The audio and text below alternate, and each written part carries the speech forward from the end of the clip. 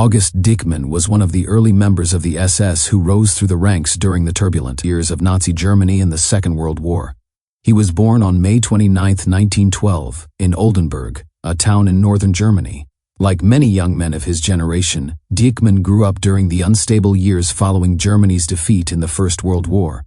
His early life would have been shaped by the national humiliation of the Treaty of Versailles, the economic depression that followed, and the political chaos of the Weimar Republic. As a young man, he was drawn to the rising influence of the Nazi Party, which promised national pride, order, and purpose to a generation that felt betrayed and directionless. Dieckmann joined the SS in its formative years, when it was still a relatively small and elite organization under Heinrich Himmler. The SS was designed to be more than just a military or police force.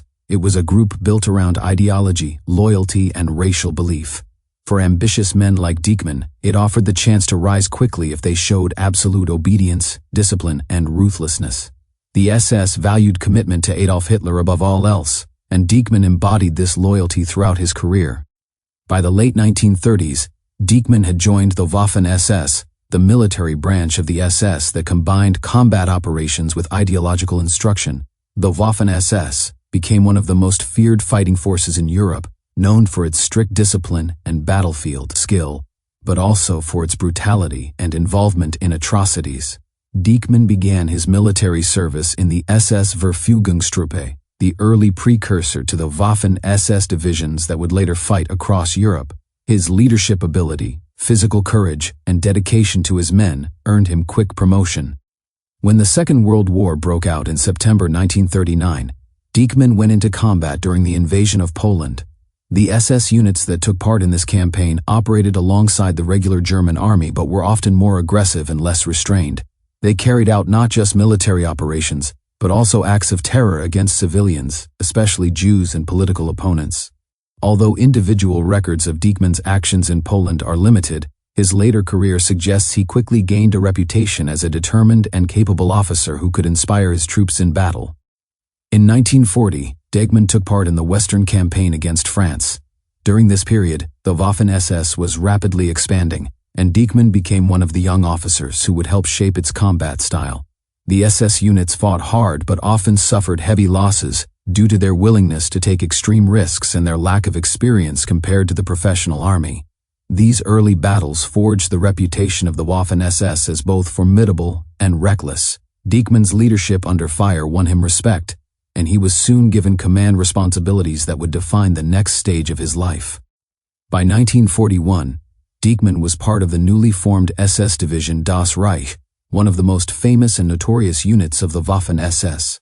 Das Reich took part in Operation Barbarossa, the German invasion of the Soviet Union.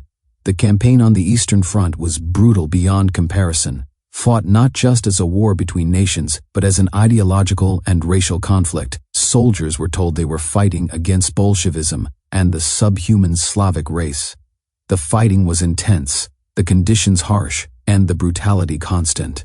Dieckmann proved to be an aggressive and courageous leader. His company earned recognition for its combat achievements, and he was decorated several times for bravery. In late 1941 and early 1942, the German advance stalled before Moscow, and the Winter Campaign brought enormous suffering to both sides. Many Waffen-SS officers demonstrated extreme endurance and loyalty during these months, and Dieckmann was among them. He was promoted to the rank of Sturmbannführer, equivalent to a major, and became commander of the SS Panzergrenadier Regiment II within the Das Reich division. His regiment became known for its effectiveness in defense and counterattacks, often fighting against overwhelming Soviet forces. By 1943, as the tide of the war began to turn against Germany, Dieckmann's reputation as a frontline commander continued to grow. He was respected by his men for his bravery and willingness to share the dangers of combat. At the same time, he remained a devoted believer in the Nazi cause. Like many in the SS, he viewed the war as a crusade for Germany's future and for the racial ideals of the Third Reich. His loyalty was absolute, and that made him both a strong leader and a dangerous one, since ideological conviction often led to cruelty. That year, the Das Reich division was transferred to the Eastern Front's southern sector, where some of the fiercest fighting of the war took place. The battles around Kharkov and Kursk were defining moments. Dieckmann led his men during these massive clashes, often commanding under heavy fire. His regiment took part in counter-offensives that temporarily pushed back the Red Army, earning him further recognition. He was awarded the Knight's Cross of the Iron Cross, one of Germany's highest military honors, for his leadership and valor. The summer of 1943 brought the Battle of Kursk, the largest tank battle in history. It was here that the Waffen-SS suffered immense casualties but also displayed its tactical effectiveness. Dieckmann's regiment fought hard but was eventually forced into retreat as the German offensive failed. Despite the losses, Dieckmann's conduct in battle earned him continued praise from his superiors. He was soon promoted again, commanding larger formations within the division. In early 1944, as the German front collapsed further, Dieckmann's unit was transferred west to France to rest and refit. The Das Reich division was stationed there when the Allies invaded Normandy in June 1944. The division was ordered to move north to counter the Allied landings, and its movements through France were marked by brutal reprisals against the local population.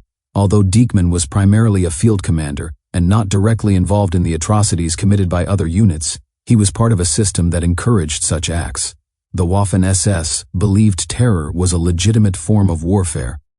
In the following months, Dieckmann's division fought the advancing Allied armies in France and later in the Netherlands. The fighting was desperate and chaotic, and Dieckmann continued to lead from the front. He was known for being calm under pressure and for maintaining the fighting spirit of his men, even as the situation became hopeless. The Waffen-SS divisions were often the last to retreat and among the first to counterattack. Dieckmann's leadership reflected the SS emphasis on determination and sacrifice. By the autumn of 1944, he had been promoted to Standartenführer, equivalent to a colonel, and was given command of the SS Panzer Regiment 9 within the Hohenstaufen Division, another elite Waffen-SS formation. The division was engaged in heavy fighting during the Allied advance through the Netherlands.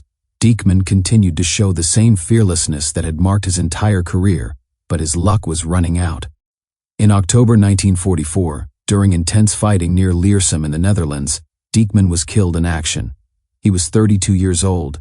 His death was deeply felt within his unit, where he had earned the loyalty of his soldiers through his courage and leadership. Posthumously, he was awarded the Oak Leaves to his Knight's Cross, further cementing his reputation as one of the Waffen-SS's most capable regimental commanders. After the war, the reputation of the Waffen-SS became one of infamy. While its soldiers were often praised for their military ability, the organization as a whole was condemned for its participation in war crimes and its role in the Nazi regime's racial policies. Dieckmann, like many SS officers, was part of a force that combined professionalism in combat with an unwavering belief in Nazi ideology. His personal bravery cannot be separated from the cause he served, one that brought enormous suffering to millions. Thanks for watching. If you have a thought regarding August Dieckmann, drop it in a comment below. If you enjoyed the video, don't forget to hit the like and subscribe.